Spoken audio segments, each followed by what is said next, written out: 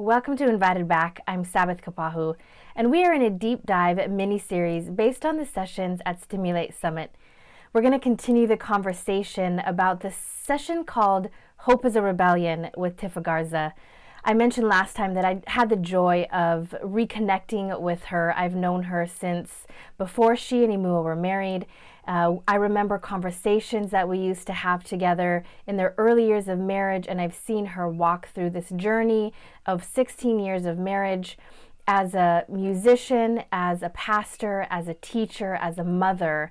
And we talked all about how to establish patterns and rhythms of hope for the hard situations.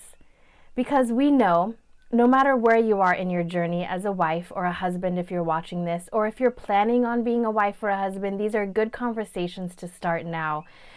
It's going to get hard. Relationships require so many skills. They require maturity. They require humility. They require tons of patience and communication and forgiveness. And those are things that can only develop within the specific circumstance. And we talked about different seasons that Tiffa and Imua have been through, seasons of intense grief and loss, seasons of intense hurt and outside things that are trying to kind of attack their marriage.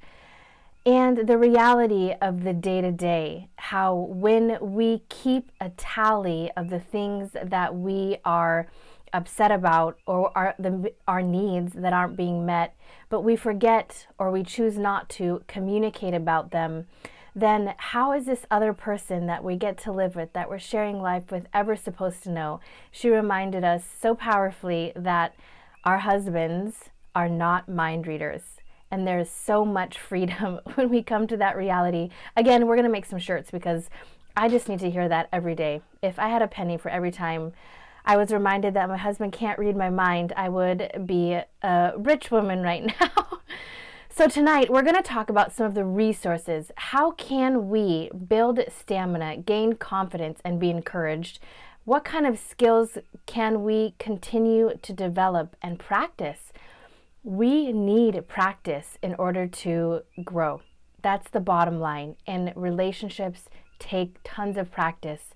And every day we get an opportunity to get better and better at this thing called life together, at this relationship called marriage, at the reality of what we've been called to do in our day-to-day lives. So I want to share this quote by Esther Perel, who is a relational psychologist that I really enjoy listening to and learning from. She said, "It takes two people to create a pattern, but only one to change it." So can we be that one to change the pattern in our marriages? It's not going to be easy. It's going to take community surrounding you. It's going to take humiliation through humility. And it's going to take a lot of extra effort to communicate what we're really thinking and what we're really feeling in a safe and honest way, so that we can give ourselves a chance to grow and that we can give our spouse a chance to grow.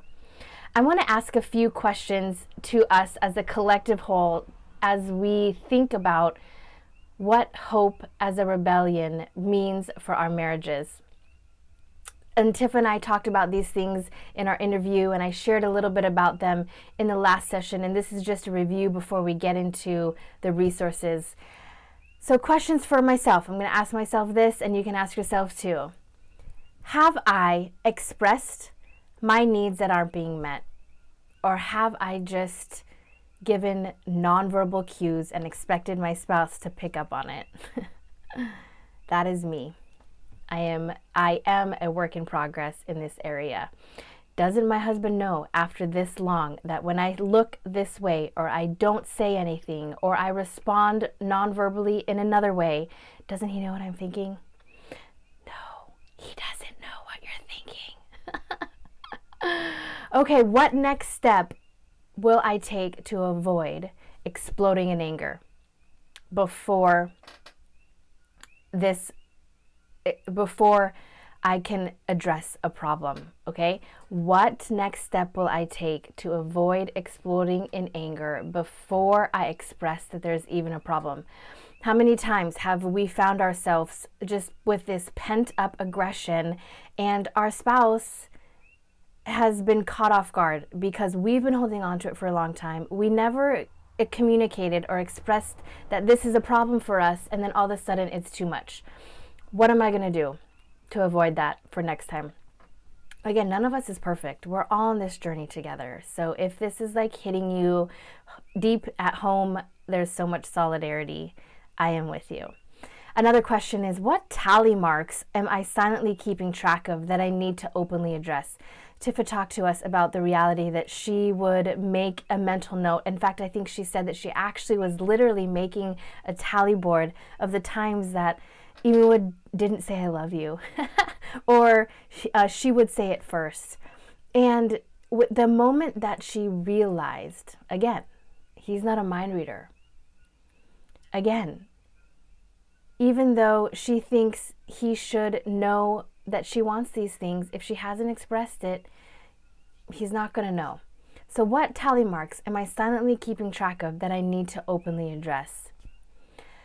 Another question, have I reached out to a transforming sisterhood for help when my marriage felt hopeless?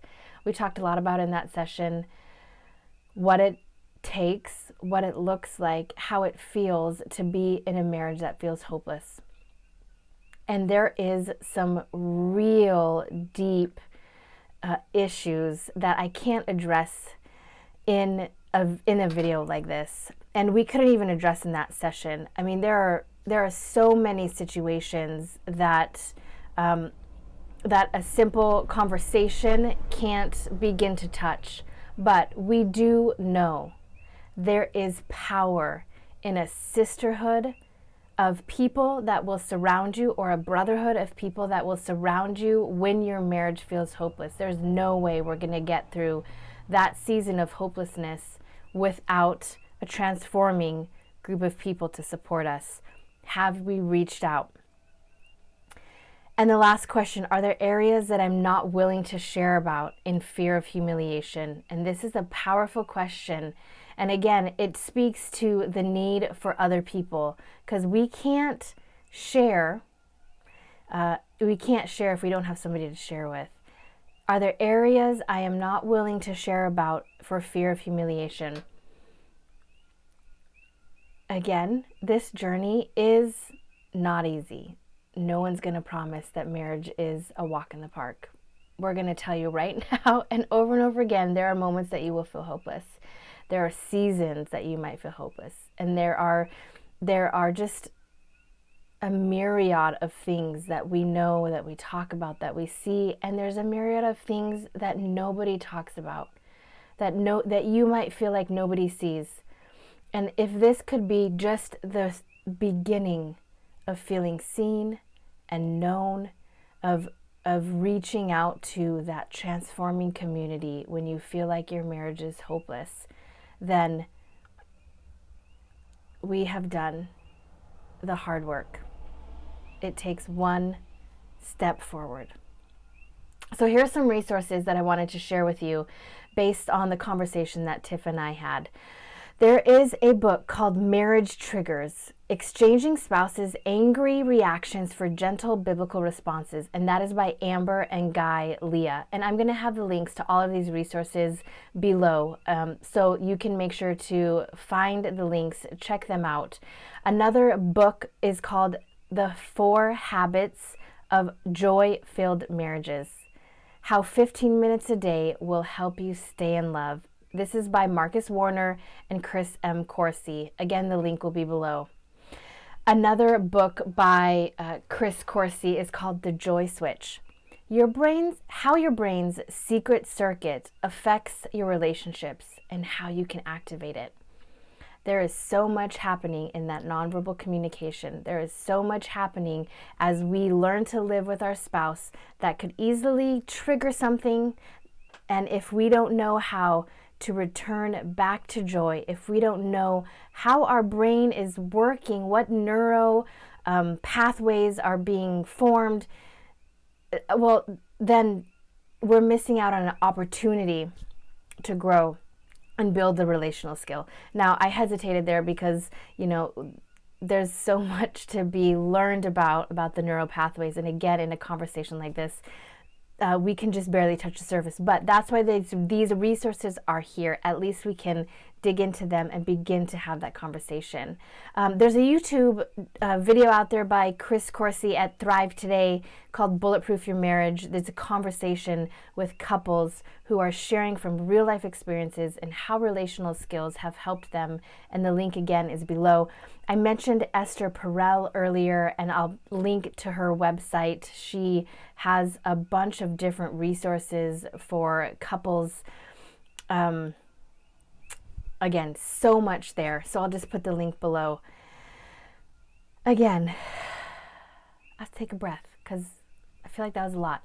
But my heart is for us to be encouraged, to gain confidence, and to build stamina. I truly believe that if we take time to have the conversations about the things that matter most to us, then we can build stamina in our marriages for the long haul. And so that is why I'm recapping all the sessions at Stimulate Summit, going over the resources. Make sure to like this video, subscribe to the channel to stay tuned, and please comment below. I want to continue the conversation with you. If you have questions, if you want to talk about the resources, I would love to do that with you.